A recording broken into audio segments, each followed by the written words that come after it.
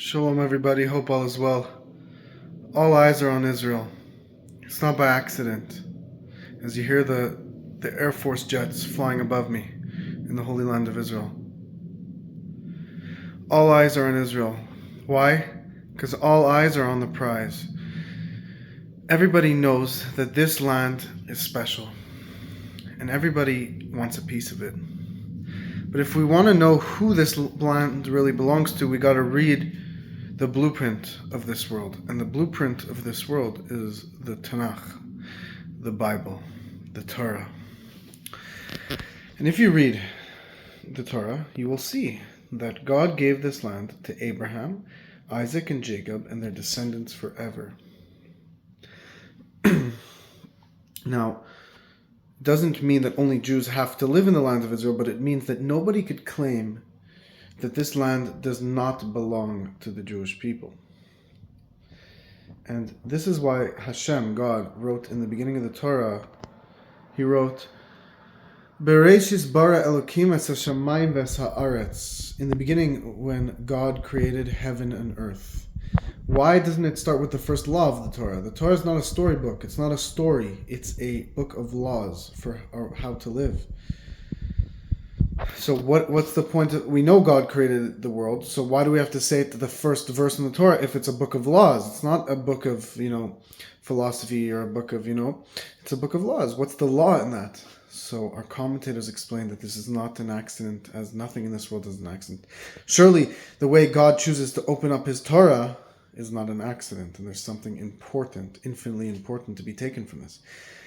Says Rashi, based on tradition, we know that the reason why God starts the Torah this way is so that when the nations come and try to claim that this land does not belong to us, that the Jewish people took this land from the Canaanites, from the different Canaanites that were in the land of Israel when the Jewish people were saved from Egypt and sent here by God, if the world claims that the Jewish people took this land from others, then the Torah says the following.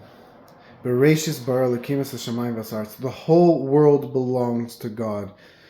Heaven and earth belongs to God, and he decides who this land belongs to, and he gave it to the Jewish people and their children forever and ever.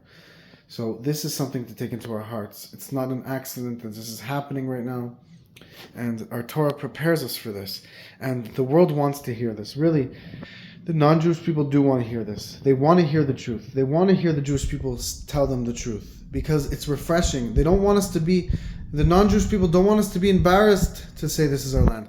When the Jewish people, God forbid, are embarrassed to say this is our land, that's when you could have people making political claims, or people being against the Jewish people, students, all these college students, so on and so forth. But when you tell them the truth, look, guys, it's not our land because the British gave it to us. It's not because the UN, the League of Nations, or none of that stuff.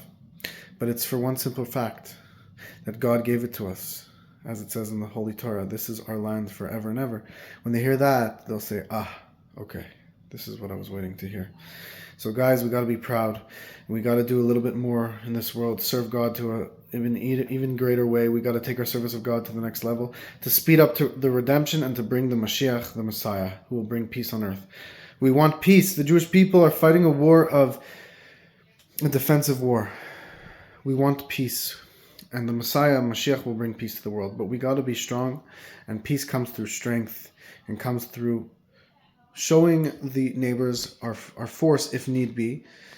But that will be for the full purpose of wanting peace. The Jewish people do not desire war. It's only that when we are attacked, we have an obligation to defend ourselves. And we have to tell the world the way it is, because that's what they want to hear. They just want to hear the children of Israel tell them the truth, because that's what they're waiting to hear, and it's our job to tell them. God bless you all. May we see the redemption immediately.